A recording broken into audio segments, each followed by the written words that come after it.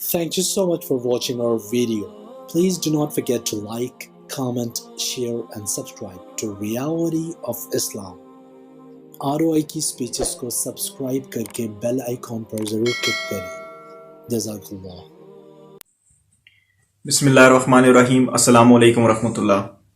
حضرت امام مہدی رحمۃ اللہ علیہ کے بارے میں مختلف لوگوں نے ویڈیوز بھی بنائی ہیں اور آج کل ایک ویڈیو بہت زیادہ وائرل ہو رہی ہے. سب سے پہلے آپ اس ویڈیو کو دیکھیں تو پھر انشاءاللہ تعالیٰ اس ویڈیو کے بارے میں بھی آپ سے بات بتاتا ہوں اور جو اصل حقائق ہیں وہ بھی.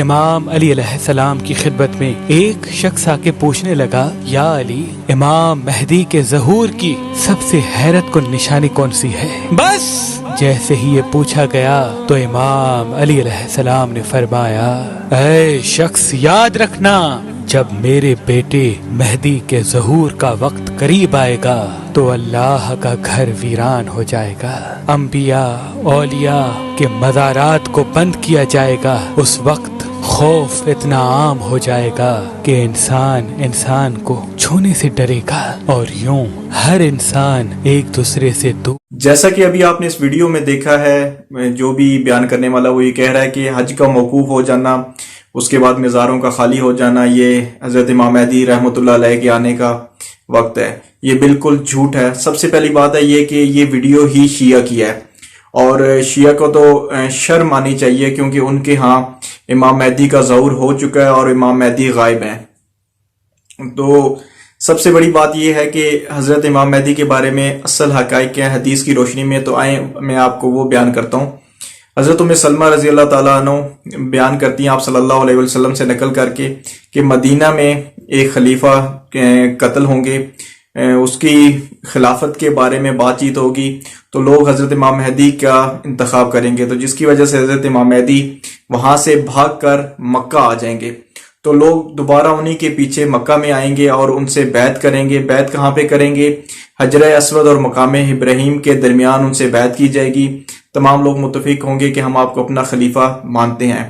جب یہ تمام چیزیں ہو جائیں گی تو اس کے بعد ایک لشکر جو کہ شام والی سائڈ سے اور آئے گا، وہ لشکر ان کے ساتھ لڑنے کے لیے آئے گا. تو وہ مکہ اور مدینہ کے درمیان ایک جگہ ہے بدا، وہاں پر دھنسا دیا جائے گا. تو جب وہ دھنسا دیا جائے گا تو اس کا بات لوگوں تک بہت زیادہ مشہور ہو جائے گی، ہر ایک بندے تک پہنچ جائے گی اور اس میں سے ایک بندہ اس لشکر کا بچ جائے گا. جب وہ تمام لوگوں تک بات پہنچ جائے گی تو پھر شام اور عراق سے، شام کے جو ابدال ہوں گے وہ بھی آ جائیں گے اور عراق سے مختلف جماعتیں آئیں گی، وہ حضرت امام مہدی رحمۃ اللہ علیہ کے ہاتھ کے اوپر بیعت کریں گے. آگے وہ بیعت کرنے کے بعد پھر لڑائی ہوگی. لڑائی کس کے ساتھ ہوگی؟